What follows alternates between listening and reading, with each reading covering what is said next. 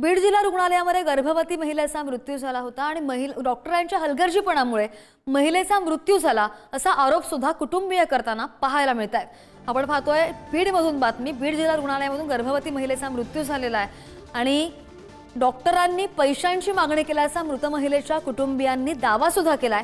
2000 रुपये देऊन सुद्धा डॉक्टरांनी उपचारामध्ये दिरंगाई केल्याचा आरोप आहे। अगदी रक्तस्राव होत असताना सुद्धा गर्भवतीवर उपचार करण्यास दिरंगाई केली। डॉक्टरांच्या हलगर्जीपणामुळेच महिलेचा मृत्यू झाल्याचा कुटुंबियांचा आरोप पाहायला मिळतोय। बीड जिल्हा रुग्णालयामध्ये प्रसूती दरम्यान मातेचा मृत्यू झाल्याचा धक्कादायक प्रकार उघडकीस आलाय। छाया गणेश पांचाळ असं मयत मातेचं नाव आहे आणि हॉस्पिटलच्या हलगर्जीपणामुळे मृत्यू झाल्याचा आरोप नातेवाईकांनी केलाय। तर प्रसूती व्यतीत करण्यासाठी पैशांची मागणी केली आणि यावेळी महिला कर्मचाऱ्यांनी 2000 रुपये पण आमच्या पेशंटवर व्यवस्थित उपचार केले नाहीत असा आरोप नातेवाईकांनी केलाय। डॉक्टरच्या हातात 2 कात्री होत्या बघा आणि मला असा बाहेर खटखट आवाज सुद्धा येत होता। मग एखादी नस तुटली का काय झाली काय माहित नाही। मग मला अशी कणगळी धारच होती रक्ताची। पर सगळं अंगातलं रक्त संपल्यावर पुन्हा तिकडून बॅग आणायची सांगितली। अर्धा जीव गेला तिचा। मी म्हणलं तरी मी चहा पाण्याला पैसे द्यायला होते आमचे सगळे।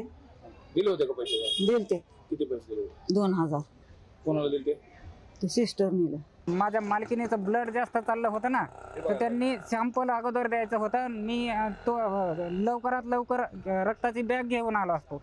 त्यांनी ती दिलेली नाही, अगोदर बाहेरची प्रोसिजर दिली आम्हाला। सासूबाई होत्या तर त्या असं म्हणल्या की माझ्या मुलीचं ब्लड जास्त चाललंय। तर ते त्यांना काय म्हणले की एक काम कर तू बाई, ए बाई तू काम एक कर, तू इथं ऑपरेशन कर, आम्ही घरी जाऊन बसतो म्हणून असे बोलले। ते उद्धटपणाची भाषा केली ती। आणि या संदर्भात अधिकची माहितीवर आमचे प्रतिनिधी उदय नागरगोजे आपल्या सोबत आहेत। उदय, काही दिवसांपूर्वी अशाच घटना 1 ते 2 घटना आपल्याला पाहायला मिळालेला होता, त्याची पुनरावृत्ती पाहायला मिळते बीडमधून सुद्धा। काय नेमका या नातेवाईकांचा आरोप आहे आणि त्यावर हॉस्पिटलचं काय म्हणणं आहे?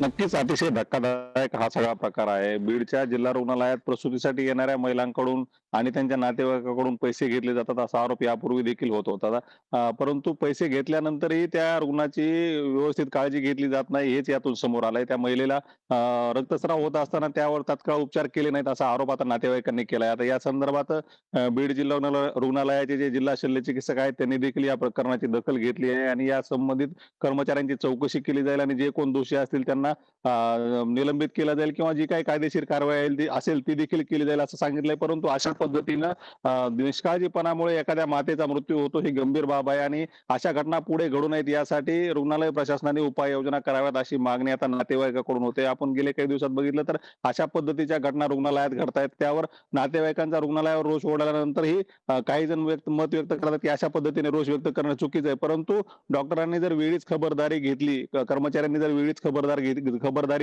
तर अशा घटना घडणार नाहीत अशी आता मागणी नातेवाईक करताना दिसत आहेत।